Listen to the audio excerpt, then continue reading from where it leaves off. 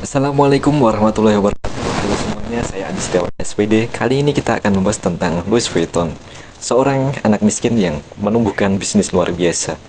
Louis Vuitton atau sering disingkat sebagai LV adalah perusahaan yang menyediakan barang mewah untuk produk-produk fashion.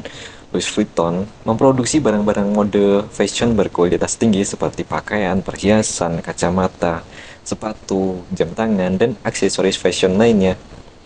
Louis Vuitton adalah brand fashion terbesar di dunia dengan valuasi 7.466 miliar US dollar pada tahun 2023. Selama 6 tahun berturut-turut pada periode 2006 sampai 2012, Louis Vuitton disebut sebagai merek mewah paling berharga di dunia. Valuasinya pada tahun 2012 adalah 25,9 miliar dolar, sementara valuasinya pada tahun 2013 adalah 28,4 miliar dolar dengan pendapatan sebesar 9,4 miliar US dollar. Perusahaan ini beroperasi di 50 negara dengan lebih dari 460 gerai di seluruh dunia. Mari kita lihat sejarah belakang bagaimana bisnis besar ini mulai mendominasi pasar fashion dunia. Bagaimana latar belakang Louis Vuitton, bagaimana cara memimpin perusahaan ini, simak sejarah ini untuk membantu kesuksesan pribadi kita. Hal ini dimulai dari seorang pria yang memiliki mimpi besar untuk sukses dan kaya. Dengan minimnya privilege atau hidup dengan penuh keterbatasan ekonomi, Louis Vuitton mampu menggunakan seluruh sumber daya yang dimiliki untuk kesuksesan pribadinya. Buat kalian yang menonton video ini, silahkan subscribe dan mari kita tingkatkan kualitas diri bersama, dan juga follow Instagram saya di @andi dan TikTok saya dengan Andi Investasi Pengetahuan. Hal ini dimulai dengan seorang pria yang bermimpi besar untuk sukses dan kaya dengan minimnya privilege atau hidup dengan penuh keterbatasan ekonomi. Masa hidup awal, Louis Vuitton lahir di Ancay, sebuah desa kecil terpencil di wilayah pegunungan di Prancis Timur.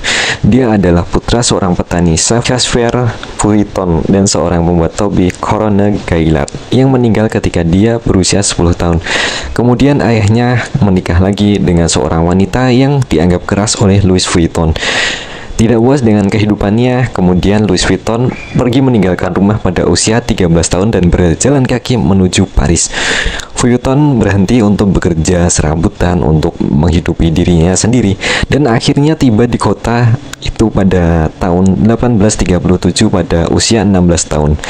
Di sana, di Paris, ia mendapatkan pekerjaan sebagai magang di pembuat dan pengemas kotak utama di Romain Maréchal. Pada abad ke-19, pembuatan dan pengepakan kotak adalah perdagangan khusus di mana pengrajin membuat koper buatan tangan dari kayu, kuningan, dan kulit serta barang-barang dibuat khusus untuk pelanggan perorangan yang barang bawaannya akan ditangani secara kasar saat bepergian dengan kereta, kuda, atau perahu, alat transportasi lainnya juga. Vuitton segera mengembangkan reputasi sebagai pengrajin yang sangat terampil, mulai menarik anggota bangsawan Perancis sebagai pelanggan. Pada tahun 1853, ia ditunjuk sebagai pembuat dan pengemas kotak pribadi atau koper pribadi Eugene yang menjadi istri Napoleon III dan permaisuri Perancis pada tahun yang sama. Awal kejayaan merek Louis Vuitton. Louis Vuitton didirikan pada tahun 1854 di Paris. Pada awal tahun 1858, Vuitton memperkenalkan koper baru dengan bagian atas rata berbahan kanvas sehingga unggul dalam berat yang ringan dan ketat. Sedangkan koper pesaing pada masa itu memiliki bagian atas yang cembung sehingga tidak bisa ditumpuk. Kemudian tak lama banyak produsen mulai meniru produksi dan gaya dari Louis Vuitton ini yang datar, tidak cembung. Untuk melindungi desainnya dari duplikasi, kemudian Vuitton mengubah desain Trianon menjadi garis-garis berwarna krem dan coklat pada tahun 1876. Akan tetapi cara ini masih belum efektif dan Vuitton menciptakan pola damier kanvas yang dilengkapi dengan logo bertuliskan Marque Le Vuitton de Poste yang berarti merek dagang terdaftar Louis Vuitton. Pada tahun 1892, Louis Vuitton meninggal dunia dan perusahaannya kemudian diwariskan pada anaknya Georges Vuitton, dan Georges Vuitton ini meneruskan dan mengembangkan usahanya. Perkembangan tahap 2, Georges Vuitton memulai ekspansi bisnis dengan memamerkan produk perusahaan di Chicago World Fair pada tahun 1893. Kemudian pada tahun 1896, perusahaan ini mematenkan monogram kanvas untuk menghentikan imitasi produk di pasaran. Pada tahun ini, produk Louis Vuitton mulai dijual sebagian di wilayah Amerika. Kemudian tak kenal patah semangat dalam inovasi, Louis Vuitton Company yang dimotori oleh anaknya Louis Vuitton ini memperkenalkan steamer bag tas kecil yang dirancang dalam koper buatan Vuitton pada tahun 1913. Louis Vuitton Company Building dibuka di Camp Elias. Kemudian gedung ini menjadi toko perlengkapan perjalanan terbesar pada masa itu. Kemudian mulai ekspansi bisnis di New York, Mumbai, Washington, London, Alexandria, Buenos Aires sebelum Perang Dunia Pertama dimulai. Pada masa ini dikenalkan produk baru berupa tas Noetas untuk penjual sampannya untuk membawa botol-botol mereka.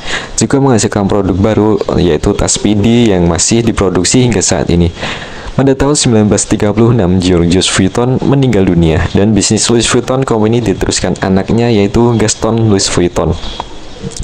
Perkembangan tahap 3, 1945 hingga tahun 2000. Pada masa ini produk-produk Louis Vuitton mulai menggunakan kulit hewan. Pada tahun 1966, Papillon, tas silinder yang populer hingga saat ini resmi diperkenalkan.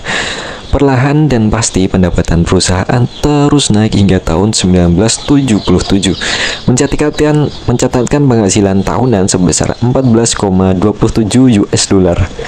Tahun selanjutnya, 1978, perusahaan ini membuka gerai pertamanya di Jepang, tepatnya di Osaka dan Tokyo.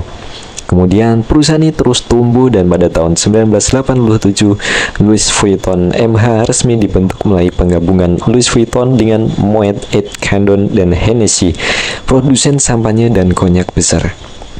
Perkembangan selanjutnya, perusahaan ini terus merancang produk-produk fashion eksklusif dan mewah yang semakin digandrungi para selebritis papan atas yang semakin melejitkan lini bisnis ini.